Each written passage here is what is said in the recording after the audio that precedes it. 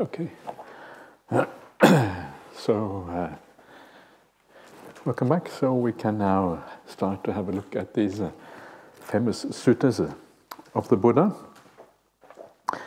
And I'm going to just start very kind of gently this morning by just having a look at some of the reasons why it matters to study the suttas a little bit, what the point of this is, and how the suttas themselves, if you like, how they relate to the suttas, and what the Buddha has to say about his own teachings and that sort of thing.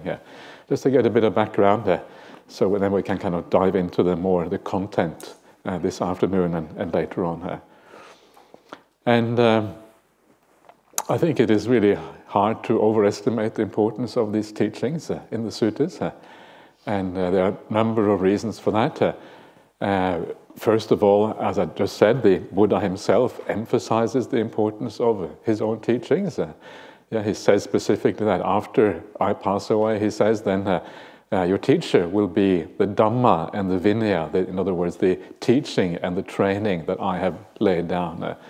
And he refuses to appoint someone to take over from him afterwards. So it's kind of these teachings, it's the essence of what he kind of bequeaths to the world after his passing away.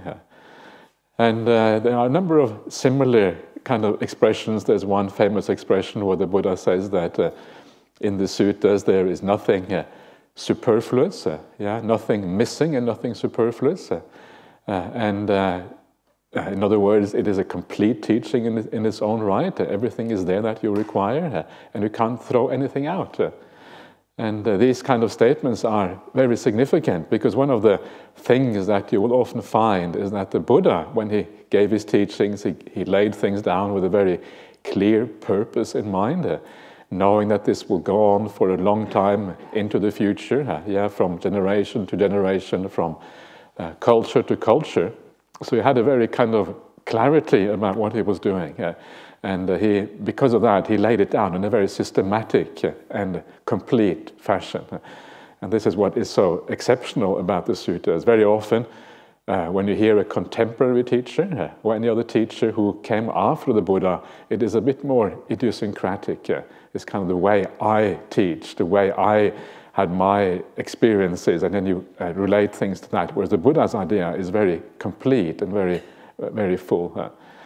And that has very important consequences for how we read the suttas. When you understand that the Buddha didn't add anything extra, there's nothing superfluous in there, it means that you take everything he says with a great degree of care. You really listen to what he has to say, you listen to the details of the explanations, you try to understand quite broadly what the message is, so you get a kind of overview of what is there.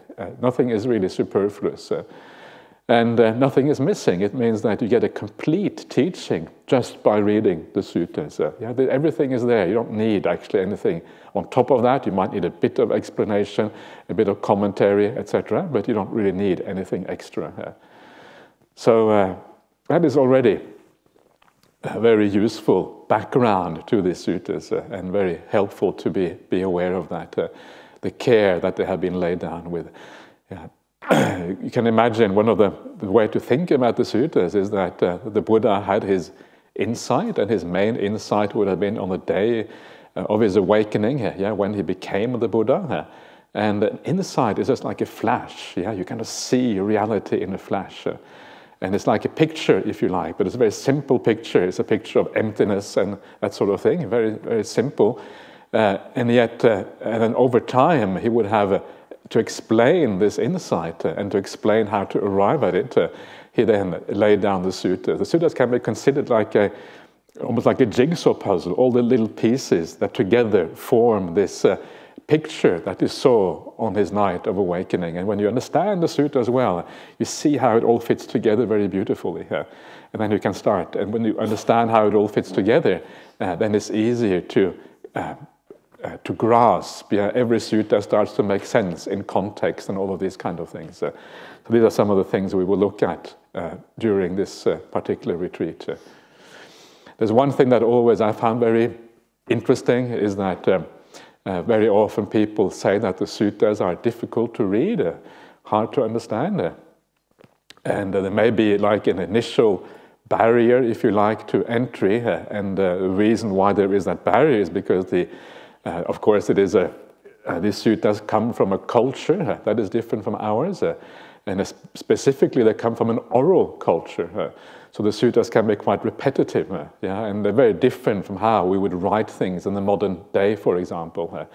But once you get over that initial feeling of slightly, otherness, after a while, I actually find them very easy to read. The language is very precise. The ideas fit very well together. There's a great integrity. All the suttas kind of, holding together to create this picture of insight and Dhamma, which is what these teachings are about. And I would say, when people say it's easier to read modern authors, modern Dhamma teachers than the suttas, I would say, actually, if you want clarity about what the Dhamma is about, there's nothing that is superior to the suttas. It is very clear what is going on. With modern authors, it can often be a bit more ambiguous, especially if you start to ask, what does this actually mean? Yeah, it sounds nice on the surface, but when you try to dig into it, it can be hard to get. But with the Buddha's teachings, actually, the clarity is much stronger, as far as I can see anyway. So I would really recommend you to have a look at the suttas, and at the very least, if you come on a sutta retreat, it gets you going a little bit, which is good. So let's have a look at what this first sutta has to say. So this first sutta is basically the Buddha kind of laying down some reasons why the suttas are important. And this sutta, all the suttas we're going to have a look at, they have a little number at the beginning, and that number is a reference. So if you want to look up the sutta for yourself later on, you can. This particular sutta has AN 579, and the AN there is the Anguttara Nikaya, numerical discourses of the Buddha. The 5 is the chapter number. There's altogether 11 chapters in the numerical discourse. There's a 5th chapter on the 5 items.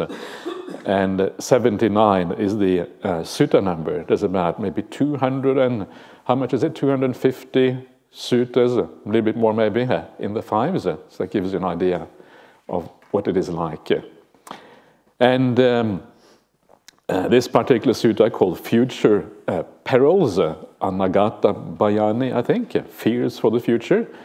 And it is basically talking about what will happen to the Dhamma over time. And we are now the future, compared to the time of the Buddha. This is the future. So these are the perils that probably exist right now. Maybe they have existed for a long time already, but it certainly exists now. So what are these perils for the future?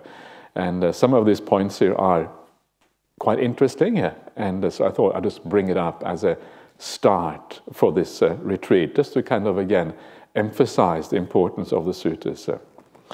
So this is what the Buddha has to say here.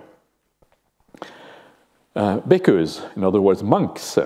This is from Venerable Bhikkhu Bodhi's translation. I have a bit of a mixture. Some of the translations are from Venerable Bhikkhu Bodhi, who is considered by many the kind of most preeminent translators of suttas in the modern times into English, and some of them are by Bhante Sujato, which is a bit more modern and easy to read translation. Because there are these 5 future perils as yet unarisen that will arise in the future. You should recognize them and make an effort to abandon them. What 5? In the future, there will be monks who are undeveloped in body, virtuous behavior, mind, and wisdom.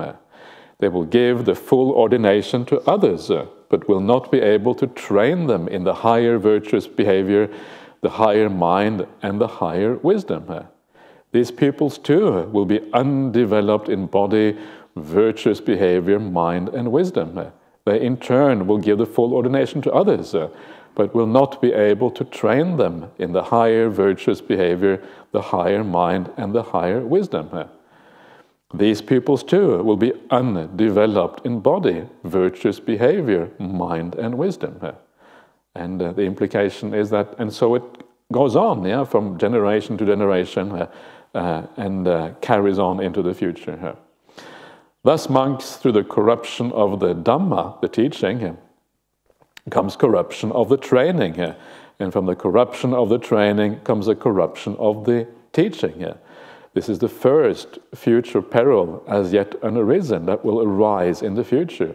You should recognize it and make an effort to abandon it.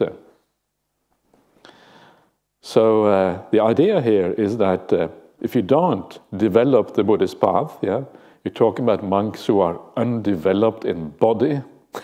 Sounds a bit funny, under the body, but anyway, virtue, mind and wisdom. If you haven't developed the Buddhist path properly, then you won't really understand what is going on. Yeah?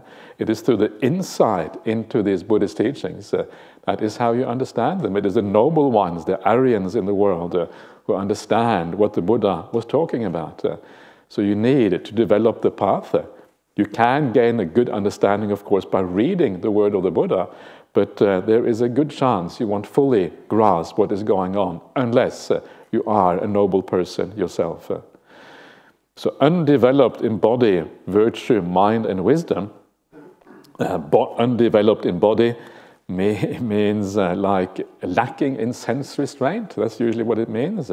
Body here is more than physical body. It's the five senses and the entire world of those experiences. Yeah? And so you're not being kind of attached to that world, if you like. It means to be developed in body. So it's like what is often called sense restraint in the suttas, the idea of being developed in the body. We're going to talk more about sense restraint later on, but the general idea is not to have this kind of withdrawing a little bit from the sensory world and having a mindfulness and a balance of mind within that world of the five senses. Developed in virtue obviously just means your conduct in general, your keeping your precepts, but also your development of mental virtue as well. One of the significant differences between virtue or sila in Buddhism and almost all other religions or all philosophies or whatever is that sila is very broad and it includes also the development of the mind itself, to think the right kind of thoughts, etc. And it also means the positive side of virtue, which is about not just avoiding the bad things, but doing the good things is also part of this idea of sila. And development of mind refers to the meditation usually. So in other words, entering the kind of the deep states of samadhi and calm and peace and joy on the path. And the last one, the development of the wisdom, is obviously the highest. That's really what you're aiming at the end. And especially if you want to be a noble person, that's where you have to go. You can see there's a sequence here. There's a clear sequence in things. And this is one of the things about the suttas. When you read them, everything tends to have a structure. And to be able to understand them properly, you have to understand the structures in the suttas. It begins with the sense restraint. Only when you have sense restraint can you be fully virtuous. Because the full virtue only happens when the mind is in balance. And then from that is when mental development is possible. You cannot really have mental development without that foundation in kindness and virtue, etc. And then you need the meditation, you need the samadhi to be able to have the wisdom. So this, even a little simple sutta like this, which is really about a completely different topic, shows you these structures that are always there in the suttas, the same kind of process. And that is a very useful information right there. And it tells you a lot if your meditation isn't working. Straight away you know that you haven't developed enough in body or in virtue, if you like. That is very likely to be one of the important reasons, maybe the most important one, why the meditation isn't coming together. So there's so much information in a short statement like that. And in a sense, this whole retreat is really about understanding that kind of combination, yeah, with virtue, mind, and then wisdom. And that is really, you know, in short, that is what the Buddhist teaching is about. The Sikka, the three trainings, Sila, Samadhi, and Panya is right there. So, yeah, so the less you have developed these four qualities, the more clueless you are. The more you have developed these qualities, the more clued in you are to what is going on with Buddhism. But ideally, you want to do it all the way to wisdom, and then you understand what is going on. So then you teach your disciples, yeah, because you understand the Dhamma, you're able to train them properly according to those teachings. Yeah, it's very hard to train people properly unless you have that insight. You're bound to make mistakes. And then, of course, the next generation, they do the same thing. They're also able to train the next generation as a consequence. So one of the things that you see here is this, combination of training, of understanding things through your own practice, together with the teaching of the Buddha. Yes, you have the Dhamma on the one hand, then you have the training on the other hand. And these things have to go together. So you have the teachings of the Buddha, and then you have to understand those teachings. And when you have both those together, that is when the path becomes really, really powerful. And it is like in the same thing in the modern world. You have the teachings are there, they are available to us. And then you have hopefully we have some living examples of those teachings. And then the two of them together is really dynamite. You have the ancient tradition together with the modern practice coming together in this way. So what does this mean? It means that we should be careful to practice well. Yeah, very often we kind of look outside for people to show us the Dhamma, to understand these teachings. We look at other people, where can I find the noble ones? I need to find the noble ones in the world so I can find the support I require for my own meditation practice. But in the end, each one of us has to kind of create that noble ones within ourselves. And this is especially true for the monastic community, yeah, where this is kind of your professional, but this is what we do. And always looking for teachers isn't the answer. Ultimately, you have to find these answers within yourself. That is really what it comes down to, I think. And then Buddhism will carry on into the future. As long as there are noble ones around, Buddhism will be kind of safe and sound. It will carry on, at least in some quarters of Buddhism, maybe not in others. So that's the first danger, yeah? Not doing it properly, not training properly, not gaining these insights into these teachings. The second one is the same thing. Again, in the future, there will be monks who are undeveloped in body, virtue, mind, and wisdom. They will give dependence to others. So it's the same as the previous one. The previous one is giving full ordination. This is giving dependence. This is just a different relationship. The first one is a relationship between a student and a preceptor. This is a relationship between a student and a teacher, which is roughly the same idea. Third one, again, in the future there will be monks who are undeveloped in body, virtue, mind, and wisdom. While engaged in talk pertaining to the Dhamma, in questions and answers, they will slide into a dark Dhamma, but will not recognize it. Thus because through a corruption of the Dhamma comes corruption of the training. And through corruption of the training comes corruption of the Dhamma. This is the third future peril, as yet unarisen, that will arise in the future. You should recognize it and make an effort to abandon it. So, if you haven't trained properly, then you haven't gone all the way to the end of the path, there is a likelihood that you will severely misinterpret the suttas of the Buddha. You will get it wrong. You just don't understand what is going on, and then you make some very serious mistake. In particular, these serious mistakes have to do with the view of the world. Things like eternalism and annihilationism and this kind of thing, and also some other views that I mentioned elsewhere in the suttas. that you just misinterpret what the Buddha is talking about. And this can happen so easily here. And the reason why it can happen so easily is because the way we are, we tend to incline to certain things, yeah? Because we start out with delusion. The whole point of the Buddhist path is to uncover some of the delusion in human beings. And we know, yeah, we can already feel that sometimes we are deluded. We haven't got the full truth. Yeah, this is what the spiritual teaching is about, is to open up the reality in a new way so we can achieve more happiness and satisfaction in our lives. And because of that delusion, there's a very strong tendency in the human mind to misinterpret the Buddhist teachings. And any opportunity the mind is given, any opportunity that craving is given to misinterpret what is going on, it will take that and say, yay, I found a loophole that fits with my defilements. Yeah? Now my defilements are happy because the Buddha says exactly what I was hoping the Buddha would be saying. Yeah? And if you think the Buddha is saying exactly what you hoped he was saying, then maybe it might be that you have to reconsider what is actually going on.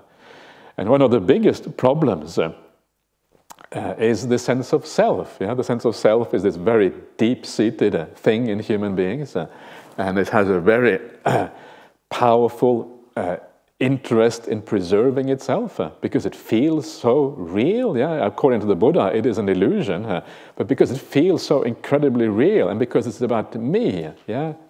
This is myself, and we tend to protect it, and we protect it in a very powerful way, to the point where we will distort and misunderstand the Buddhist teachings because of that powerful vested interest inside of us, which is the delusion of a sense of self. So this is the sort of thing that happens, yeah? This is one of the classical things, and if you look at the Buddhist world, it is full of this kind of, as far as I can see anyway, full of this sort of misconception of the sense of self being kind of added to the suttas, added to the word of the Buddha, and then basically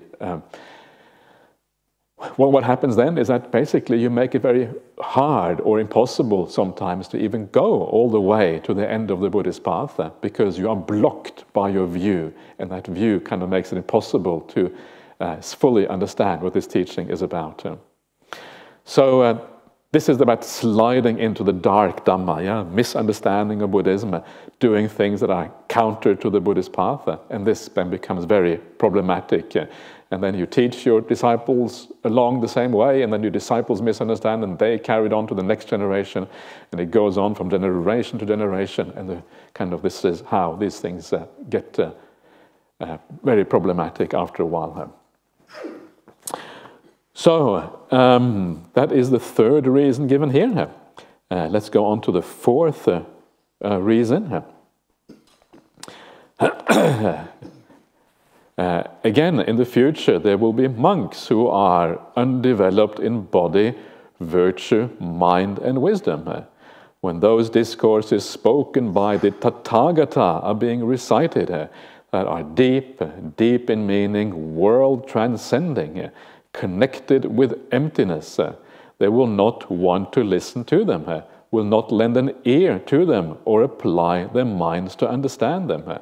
They will not think those teachings should be studied and learned. But when those discourses are being recited that are mere poetry composed by poets, beautiful in words and phrases, created by outsiders, spoken by disciples, they will want to listen to them, lend an ear to them, and apply their minds to understand them. They will think those teachings should be studied and learned. Thus, monks, through a corruption of the Dhamma comes a corruption of the training. And from a corruption of the training comes a corruption of the Dhamma. This is the fourth future peril, as yet unarisen, that will arise in the future. You should recognize it and make an effort to abandon it. So this one is, I think, particularly interesting. And the idea here is that the discourses of the Buddha, the Tatargata is the Buddha.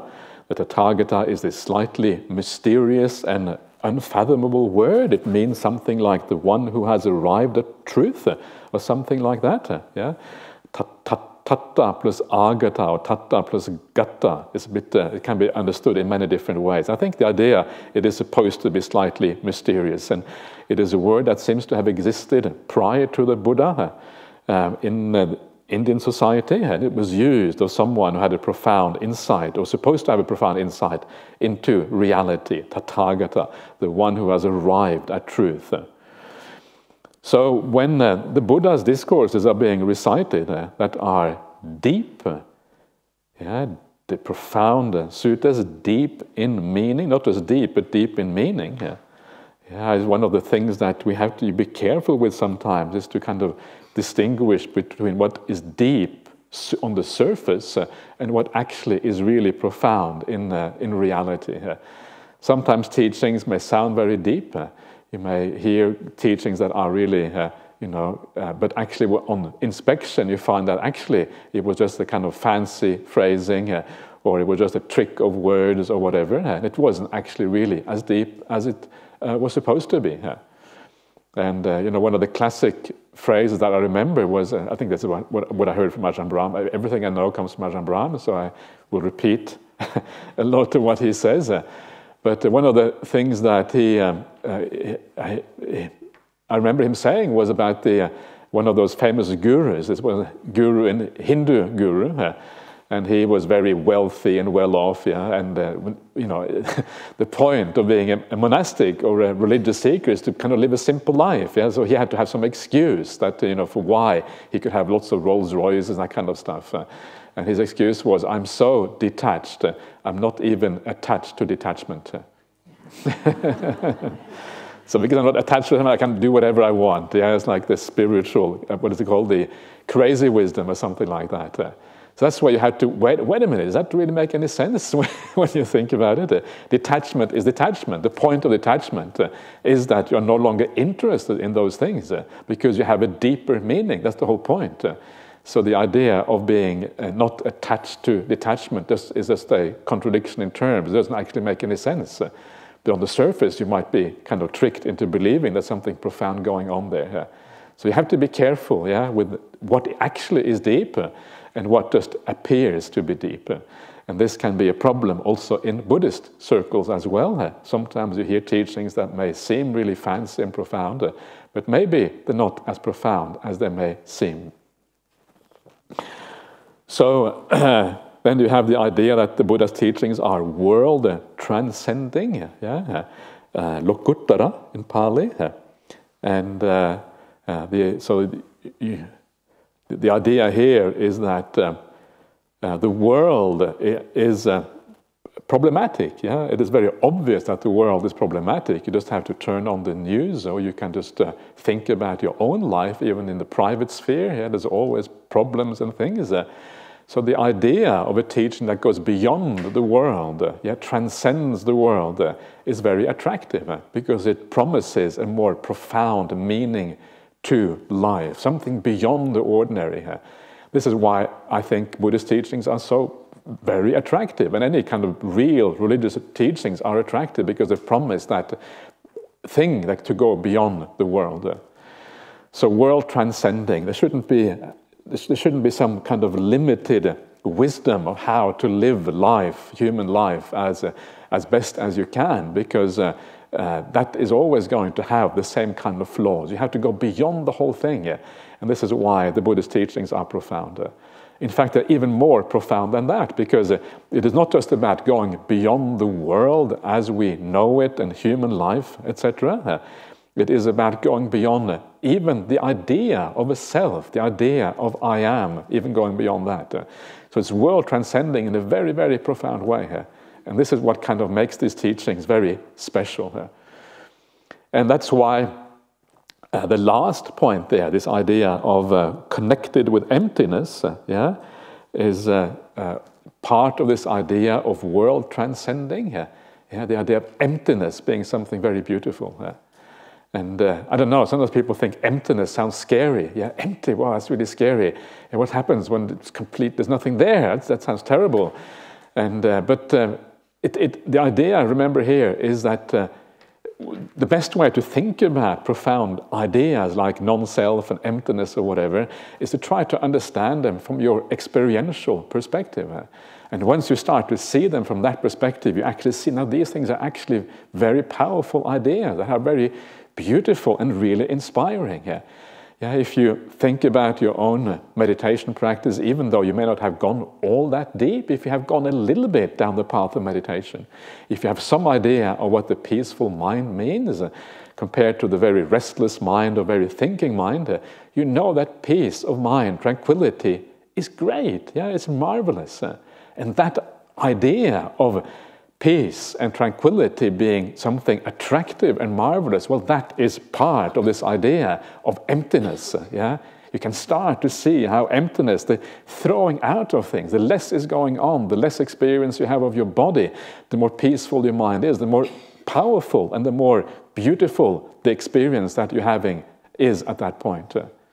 So if you look at it from that point of view, you start to understand why emptiness, why non-self, why all these profound ideas actually are really useful and powerful, and why they are happiness, and why they are something really worth aiming for on this path. So it's interesting. Sometimes when you come from these profound ideas from an intellectual point of view, then they may sound strange or scary or whatever. But if you come from them from an experiential point of view, that's when you start to understand why they actually work. So this is the Buddha's teachings, yeah?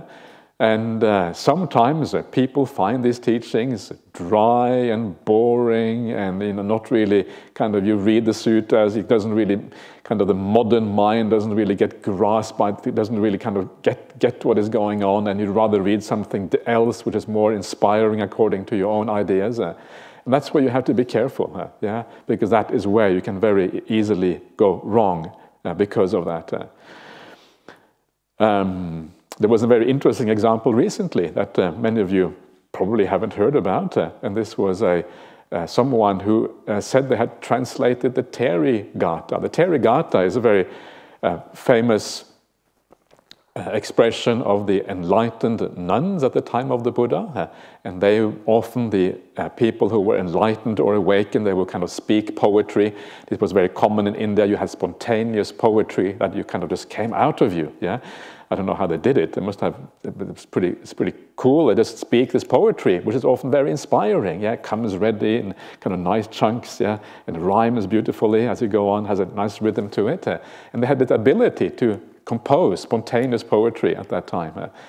And that's what they would do. And both the enlightened monks and nuns, they would do this. And there are 2 books in the Pali Canon that contain these verses of the awakened disciples of the Buddha. And these enlightened nuns, yeah, one of the earliest examples of poetry written by female spiritual practitioners, maybe probably the earliest one in human history. And then someone came along and said, well, here is my translation of these verses. And it turned out it wasn't a translation at all. It was just this person's ideas of what he thought these nuns should be saying. Yeah. So it was kind of, it sounded very nice on paper, but it sounded too nice. It sounded like something modern. Yeah. It didn't sound like ancient nuns had composed this. So what he had done, this fellow, he had taken out all the passages that he didn't agree with, like rebirth, yeah, check that out, yeah. Awakening experiences that sounded a bit too, giving up all craving, yeah, that doesn't work in the modern world. You have to have craving, otherwise life is pointless. So he threw out a lot of things that are very important on the Buddhist path, and what was left was this kind of modern poetry, yeah, that kind of people in the modern world say, yeah, that's kind of my spiritual path, yeah, I like this. Why? Well, because it fits with our defilements, it fits with how we would like the world to be. But if you want something that is going to really transport you to a different kind of meaning, a more profound meaning, it is not sufficient to go with what we already like. If we go what we already like, we're very likely to be stuck in the same old problems.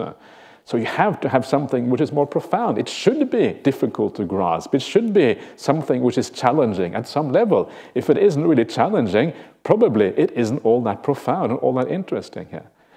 So So that's why it is important to to take the time to investigate these suttas of the Buddha and to become familiar with it and not to get stuck in modern poetry, because the alternative to listening to the Buddha is this other thing here, yeah? And people will listen to poetry composed by poets, beautiful in words and phrases, yeah? Created by outsiders, spoken by disciples. Yeah, beautiful poetry, beautiful in words and phrases. Everyone can appreciate that poetry can be really nice, yeah, and it can be very beautiful in words and phrases. But we're not here just to appreciate beauty. We're here to try to see a deeper message in the Buddhist teachings. That is the point, yeah. So we shouldn't be satisfied with just the beauty of things. Sometimes even the poetry that you find in the suttas can be quite beautiful. When you read the Dhammapada, for example, there are some very inspiring verses in there that really are both beautiful and inspiring in Dhamma at the same time. And then it is great when you combine the inspiration of beautiful poetry with the profound message of the sutta. That combination is very, very powerful. But we shouldn't go for beauty just for the sake of beauty, because then we're going to lose out often the more profound message that the Buddha had. And sometimes that profound message is found not in poetry, but is found in boring prose. Yeah? Why? Well, because prose is more suited for explaining a message properly than poetry. Because in prose you don't have the limitations that you sometimes have in poetry, where you have to fit the meter, you have to fit with the rhythm and these kind of things. So prose is more easy to give a complex and profound message and pass it on to future generations. Created by outsiders, yeah, the outsiders here means someone outside of Buddhism. And this idea that you read what teachings by, all kinds of other religions, and you prioritize that over the teachings of the Buddha. It is okay to read a little bit by outsiders, but you should always remember to come back to the Buddhist teachings as the most basic ones, yeah, as the most profound ones. That's the whole point of the Buddha, is he discovered the truth. Yeah? If you have faith in that, well, then those teachings are likely to be the most profound available. It doesn't mean you cannot read anything else. Of course you can. It just means that you know where to find your most fundamental sustenance for the Buddhist, in practicing the Buddhist path. And it's surprisingly common how many people actually are ambivalent about where to find their inspiration. Yeah, even sometimes in monastic circles, I find it really strange sometimes how people lose their sense of priority and clarity about where to really find the profound message. And that's actually in the suttas, connected with emptiness, as it says here. And the last one here, which is very interesting, is the idea of spoken by disciples. Yeah, this is a very interesting point, because one of the things that you find is that the majority of people in the world, even among monastics who are supposed to study these teachings very profoundly, the majority of people in the world, they listen to disciples. They listen to other teachers. If you ask people, who do you take as your teacher? Yeah, people will say anyone. They will say, oh, Bhante so-and-so, Venerable so-and-so, Ayah so-and-so, Rinpoche so-and-so, Master so-and-so. Yeah, and it goes on and on and on. But the one person that you will never hear anyone say, with the exception of a very few monks, yeah, like me, is the Buddha. Yeah. And that is so rare to hear people say that, and that is a profound problem. Of course, I take Ajahn Brahm to be my teacher as well, but I always take the Buddha to be my teacher. And so everyone has all these disciples, and what do these disciples teach? Yeah, what is that? Do we know that they teach the real Dhamma? Well, sometimes they do, sometimes they don't. When you travel around the world and you hear people talk about the teacher, everyone says, my teacher is an arahant, yeah? Why do they say that? Well, you will feel a bit foolish if you say, yeah, my teacher, he doesn't really know, she doesn't know very much, yeah, so, but I'm just kind of hanging out here because nobody says that, yeah. Everybody's teacher is, wow, my teacher has really got the act together. Yeah. I would say the same thing, yeah, of Ajahn Brahmali. I say, my teacher, yeah, he's the best. Actually, my teacher is the Buddha, he probably is the best. So it's very problematic and it's very deluding to go just with the teachers of the world. And also you have to be very careful with going with the idea of majority opinion. Sometimes you hear people say, or lots of people say, this person is an arahant, and because everybody else thinks that they're an arahant, well, I too must think the same thing. But actually that's not how it works. If everybody thinks someone is an arahant, then it is likely to be just a lot of hearsay. It is likely sometimes to be, maybe occasionally it will be true, but often it will be false. Because the majority opinion is not really often not a very valuable opinion. If majority opinion was always right, everybody in the world would already be happy. Yeah, we would all be blissed out all the time because majority opinion had it right. But the world isn't like that. Majority of people are not always blissed out. If anything, the contrary. Yeah, so majority opinion, we should always be a bit skeptical about majority opinion. And I think that is the kind of the right attitude to have towards this. So the Buddha, not the disciples, should be the priority. And it doesn't mean we should not listen to disciples. It just means we should know the kind of the priority in these things. And this is true even in the suttas themselves. Sometimes you have suttas that are spoken by disciples. Other times you have suttas that are spoken by the Buddha. And the priority should be given to those suttas that are spoken by the Buddha, not by the disciples. Again, for the same kind of reason. So this goes quite a long way. And so here the Buddha says this. This is probably coming from the Buddha himself. So this is why this is quite interesting here.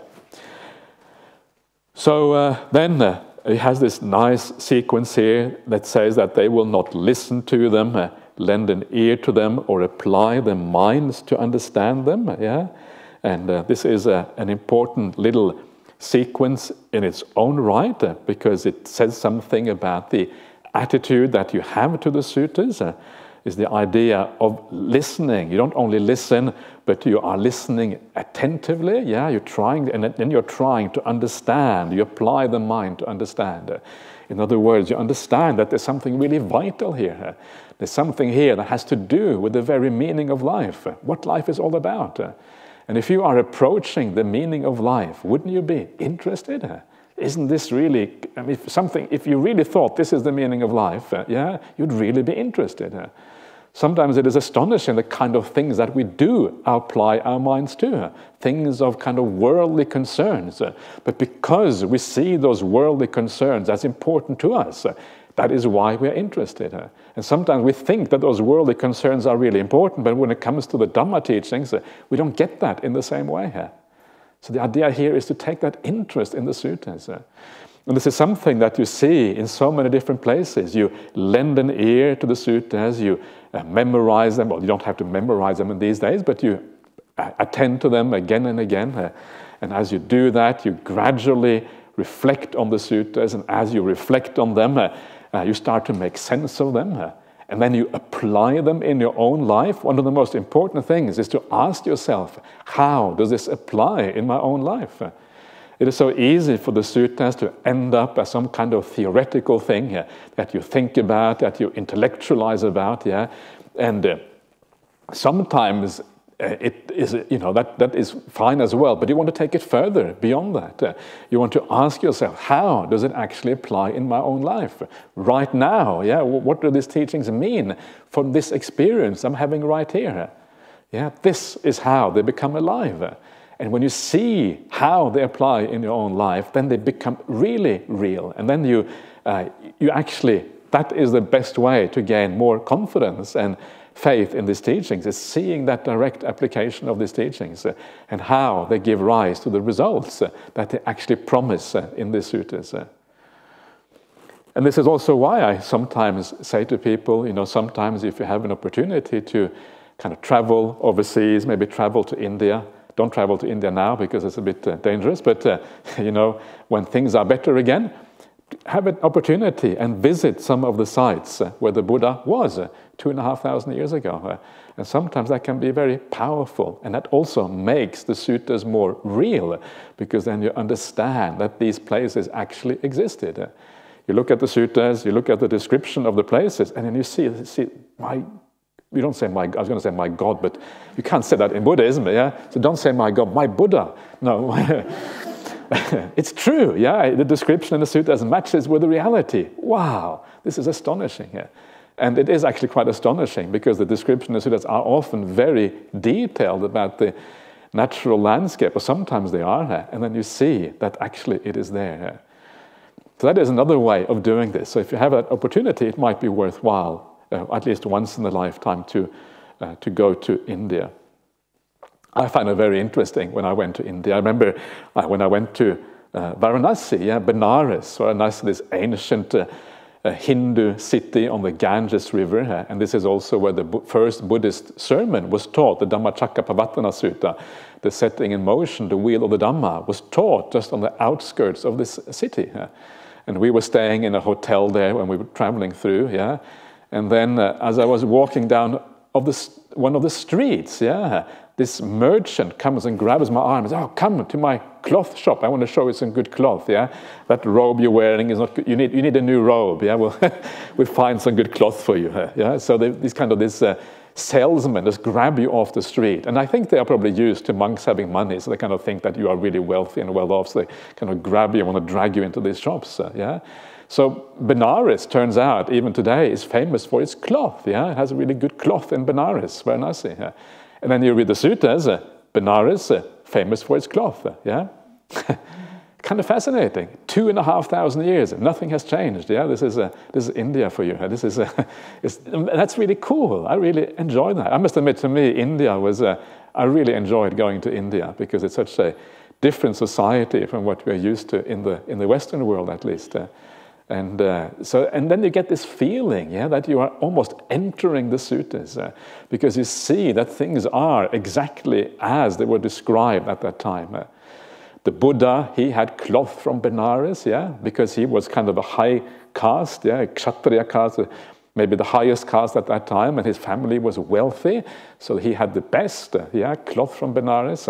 And when I go to Benares, they want to sell me some more of this Benares cloth when you go there. It's kind of fascinating. That was only one small little detail about many, many things that kind of transport you into the suttas when you go to these places. So very interesting here. Anyway, maybe we're getting a bit carried away here, but... So you apply your mind to understand these teachings. You really investigate, how does it apply in my own life? And then gradually it starts to sink in. Because it is a different outlook. The problem with the suttas is that they see the world in a very different way from how we see the world. And to be able to change your outlook, remember, the habits that we have are so deep. We're so deep-seated. The habits are so strong, and we're like this supertanker or freight train heading in one direction. It takes a long time to turn that supertanker around, because the momentum is so enormous. There's 500,000 ton of oil or whatever on board the supertanker. It takes several kilometers to turn it around, and to kind of, no matter how big the engine is. And we are a bit like supertankers.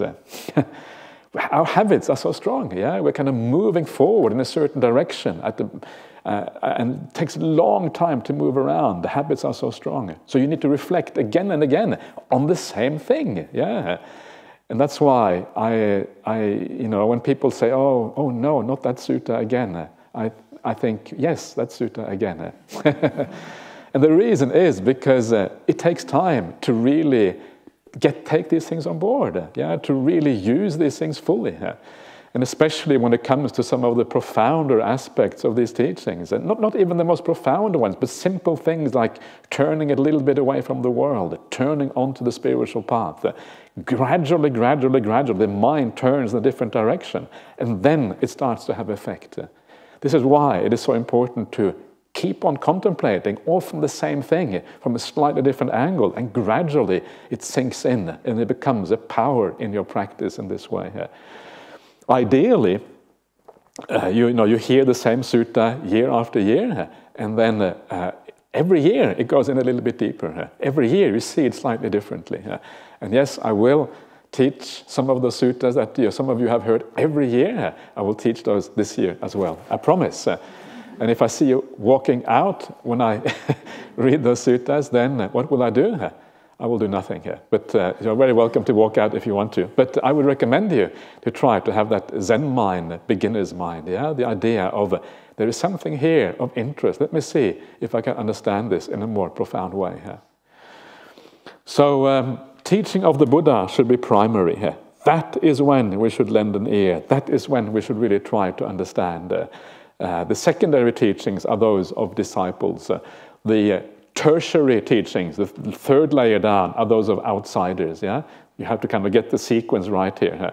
And then poets with poetry, well, just read them when you need something to kind of just to lift you up a little bit, but don't take it too seriously here.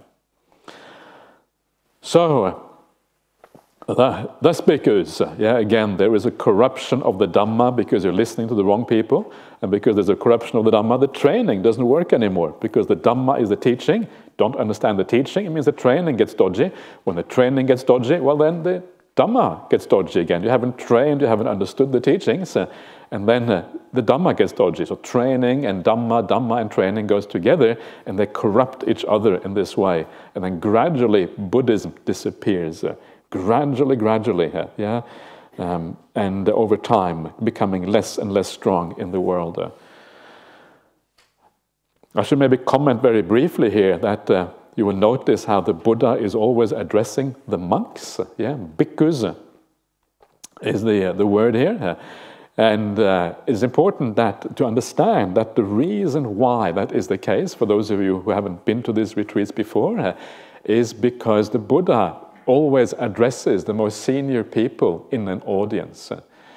So whoever is present, quite likely there would very often have been bhikkhunis present, the teaching given to all the monastics. Sometimes there would have been lay people present as well. For example, on the Uposatha days, according to these, the Vinaya Pitaka, which is the Pitaka or the discourses on the monks and the nuns' rules and their regulations. According to that, the lay people would come, even in ancient India, to the monasteries to hear the Dhamma on the Uposatha days, the full moon day and the new moon days.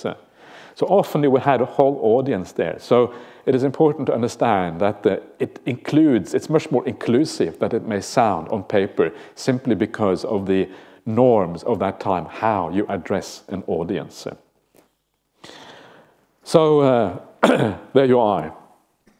Let's come to the last one of these five.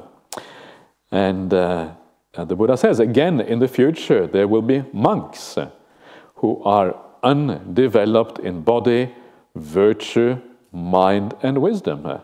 The elder monks, being undeveloped in body, virtue, mind, and wisdom, will be luxurious and lax, leaders in backsliding, discarding the duty of solitude.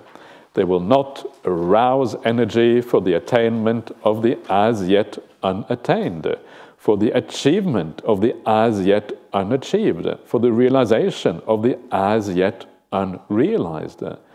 Those in the next generation will follow their example.